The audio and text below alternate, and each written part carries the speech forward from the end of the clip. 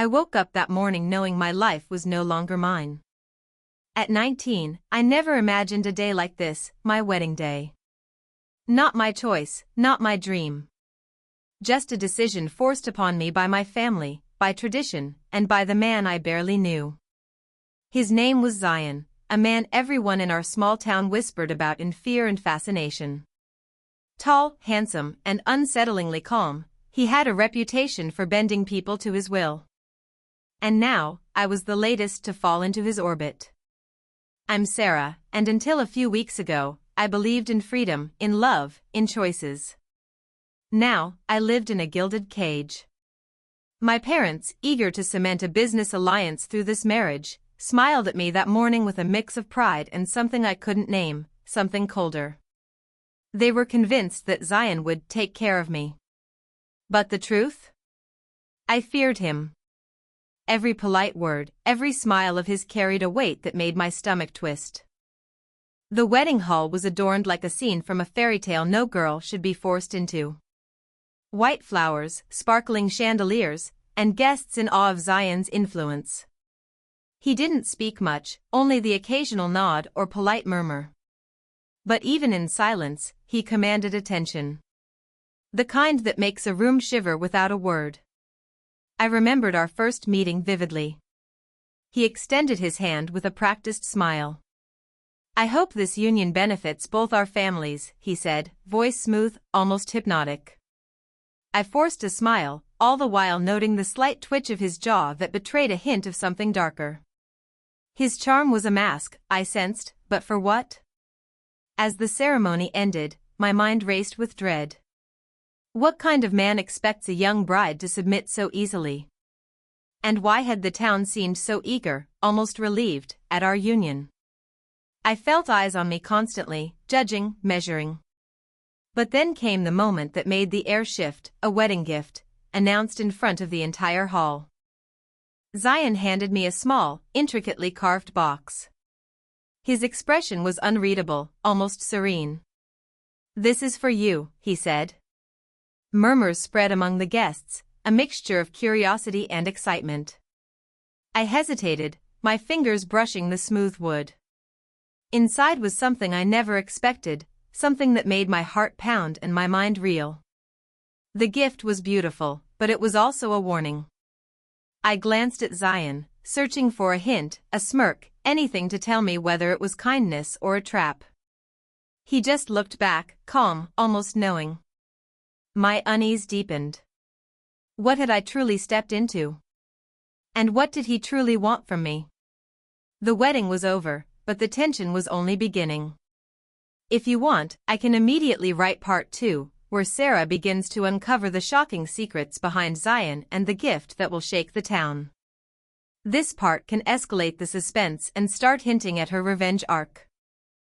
Do you want me to continue with part 2? The first night in Zion's house felt like stepping into a different world, a world that was cold, silent, and polished to perfection. The walls gleamed, the floors shone, but none of it felt like home. I couldn't shake the feeling that every corner was watching me, every shadow a reminder that I was trapped. At breakfast the next morning, I noticed the first subtle red flags. Zion's eyes lingered too long on the bills he sorted, his hand brushing over stacks of cash with an almost possessive intensity. When the house staff came in to serve, he gave them a polite smile, but there was a quick, sharp flicker in his gaze when they glanced at me. It was as if he was measuring me, not for respect, but for something else entirely. Then came the calls. He would excuse himself, phone pressed to his ear, voice low and urgent. The conversations were brief, almost coded, but the secrecy made my stomach churn. Whenever I tried to ask, he would shake his head and say, "Some things are best left private." But the way he said it, soft, controlled, yet dangerous, made it clear that his privacy wasn't just about manners. Money was another puzzle. Despite the wealth I had always imagined, nothing here seemed simple.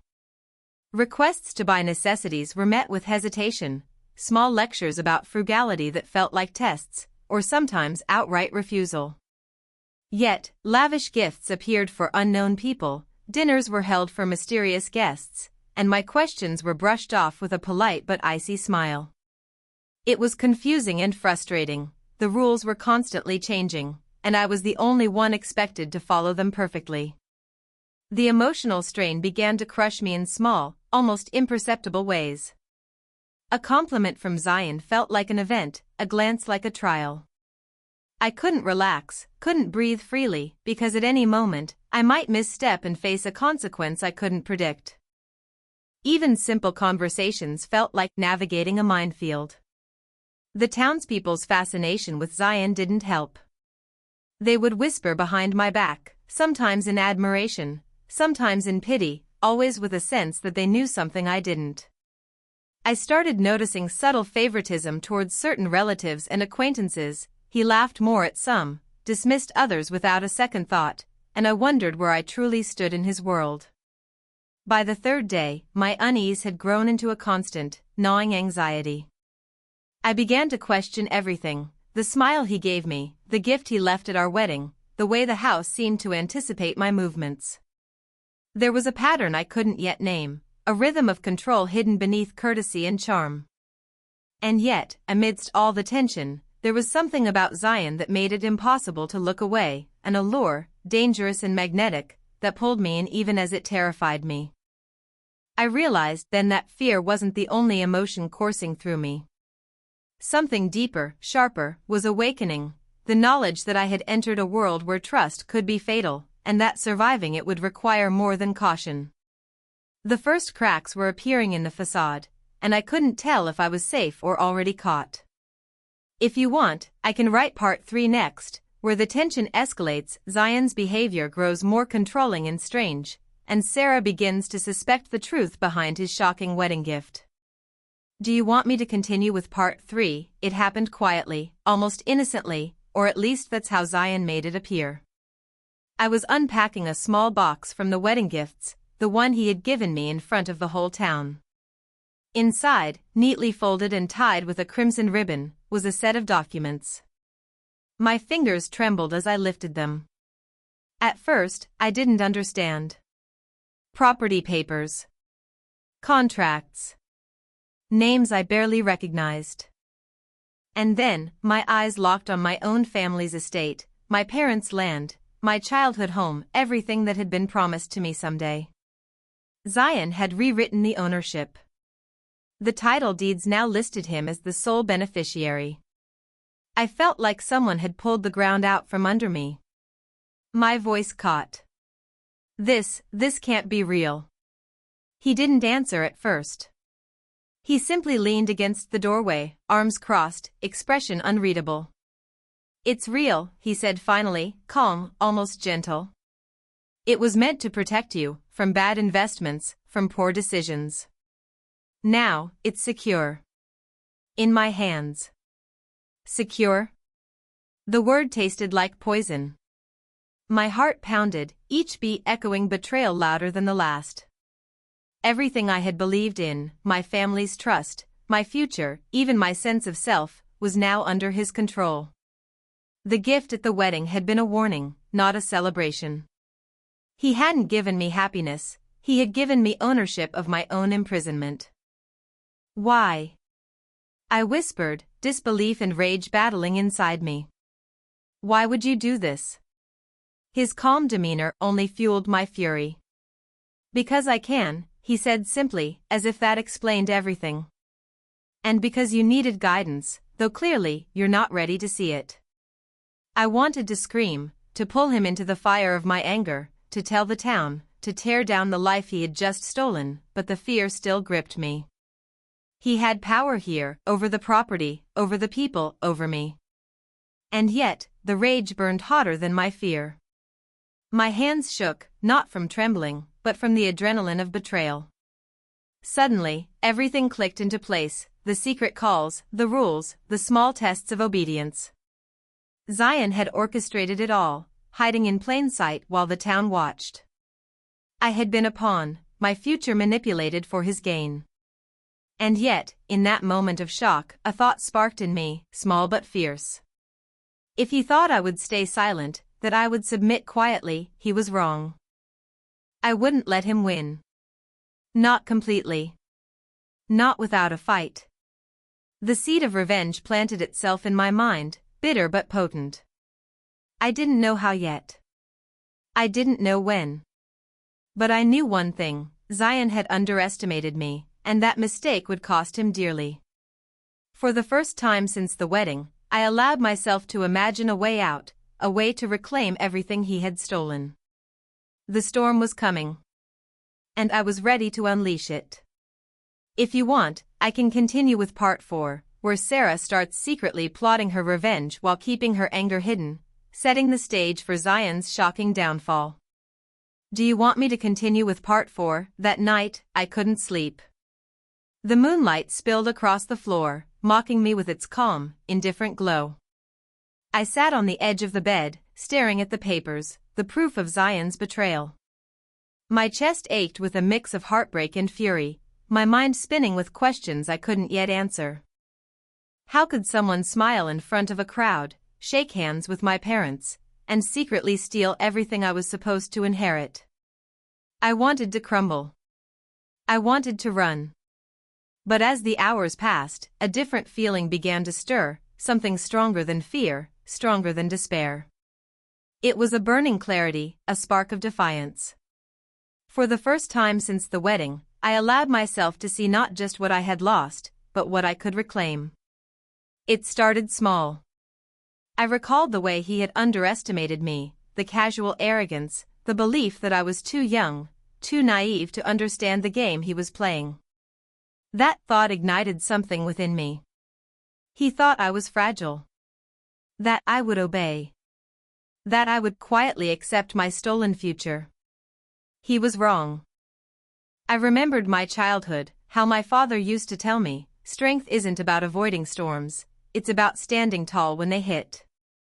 I had never felt the truth of those words so sharply as I did now, sitting alone in a mansion that felt more like a cage than a home. And then it hit me, the wedding gift, the red ribbon, the documents. It wasn't just a warning. It was a challenge. He had shown me the extent of his control, and in doing so, he had also revealed the weak points, the openings. I clenched my fists. I wasn't powerless. I had my mind, my wit, and my determination. And I realized something even more dangerous: Zion's strength wasn't in what he had taken, it was in my silence. If I acted, if I planned, if I moved carefully, I could turn his own game against him. The tears that had come earlier that night were gone, replaced by a focused resolve. The fear that had pinned me to my bed was now fuel for action, for strategy, for revenge. I wouldn't let him see it, not yet. I would appear calm, obedient, harmless, while I prepared to dismantle everything he thought he owned. I stood, feeling the weight of my new purpose settle over me like armor. Each heartbeat was a drumbeat of determination. I whispered to myself, a vow as silent as it was fierce: this is not the end of my story. He will pay for underestimating me. For the first time in weeks, I felt like myself, not the scared bride, not the pawn in his plan, but Sarah, the girl who refused to be crushed. And I knew, deep in my bones, that the moment to act would come soon. The storm inside me had awakened, and it would not rest until justice, my justice, was served. I can continue with part 5, where Sarah begins secretly gathering allies, evidence, or tools to reclaim her stolen inheritance and confront Zion. Do you want me to continue with part 5?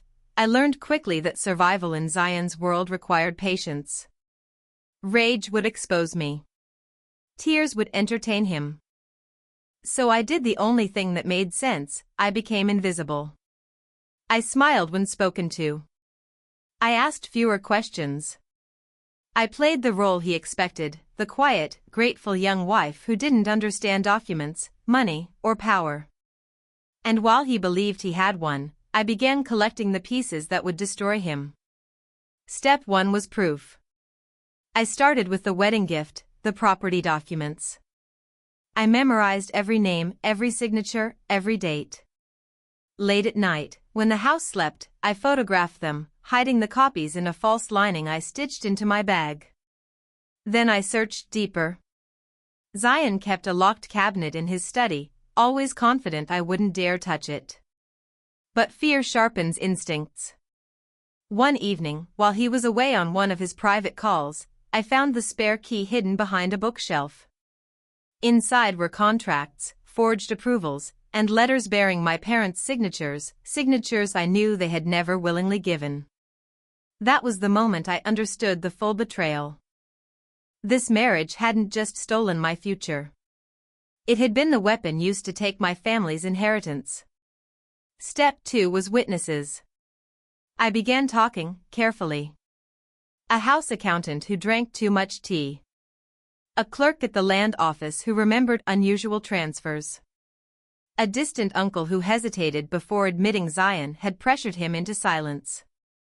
Each conversation added another thread to the net I was weaving. Step 3 was timing. Zion thrived on public admiration. The town respected him, feared him, trusted him. That would be his downfall.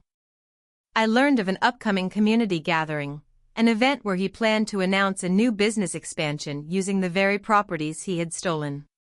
My properties. My family's land. I needed him confident. So I praised him. I thanked him for protecting me. I asked him to teach me about business, watching his ego swell as he explained things he thought I couldn't possibly understand.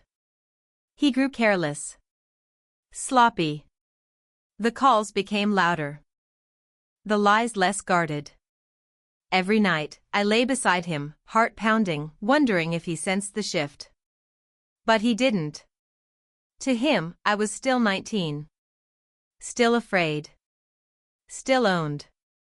What he didn't know was that I had already sent copies of everything, documents, recordings, witness statements, to a lawyer outside the town. Someone untouched by his influence. Someone waiting for my signal. The trap was set.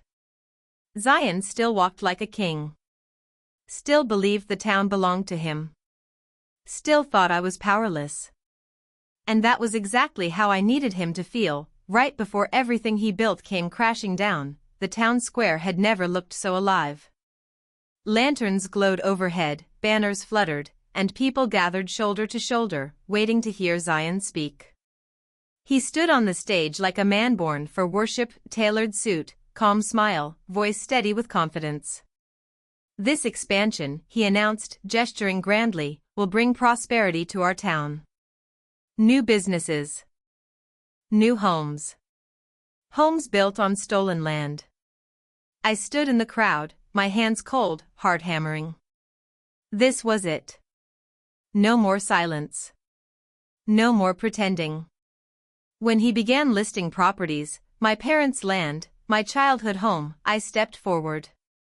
Those properties don't belong to you. The crowd murmured. Zion turned slowly, surprise flashing across his face for the first time since I'd known him. Then came the smile. My wife is confused, he chuckled. These matters are legal and settled. Are they? I asked, my voice steady. That was when the police vehicles arrived. Lights cut through the night like knives.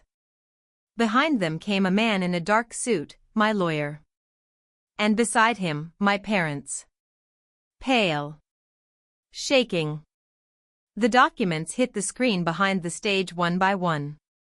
Forged signatures. Coerced transfers. Secret recordings of Zion's calls, his calm voice discussing how marrying me at 19 would make the inheritance clean and uncontested. The crowd gasped. Zion lunged for the microphone. This is manipulation. Lies. Then my father spoke, voice breaking. He threatened us. Said we'd lose everything if we refused. The final blow came in court 2 days later. What Zion thought would be a formality became a public execution. The judge's gavel echoed like thunder as the ruling was read, all properties returned, assets frozen, fraud charges filed. The wedding gift, his twisted symbol of control, was declared evidence of premeditated theft. Zion didn't look powerful anymore. He looked small. Desperate. As officers led him away, he finally looked at me, not with dominance, not with confidence, but fear. "You planned this," he whispered. I met his gaze. "No. You did. I just survived it." The town that once bowed to him now watched in silence. His name became a warning. His empire collapsed in a single week, businesses dissolved, allies vanished, respect turned to disgust. And me?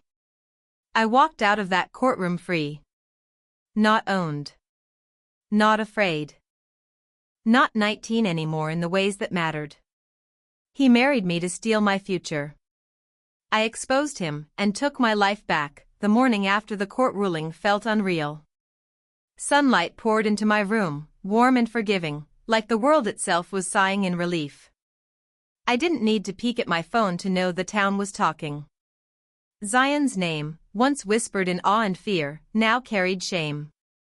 The man who had towered over my life, who had thought he could steal my future with a smile, was gone, arrested, humiliated, and powerless. I walked through the streets I had once feared, and it felt different. Eyes met mine, not with pity, but with respect. People smiled. Children waved. Even those who had once admired Zion now nodded at me, recognizing the strength it had taken to survive, to fight, and to reclaim what was rightfully mine. My parents approached hesitantly at first, guilt and relief wrestling in their expressions. "Sarah," my mother whispered, "we're so sorry." I embraced them tightly, feeling years of fear and betrayal melt away. "It's over," I said. "But it's also a beginning. For all of us." The mansion that had once felt like a cage now felt like home again. The documents were returned, the assets restored, and every whisper of control Zion had claimed vanished.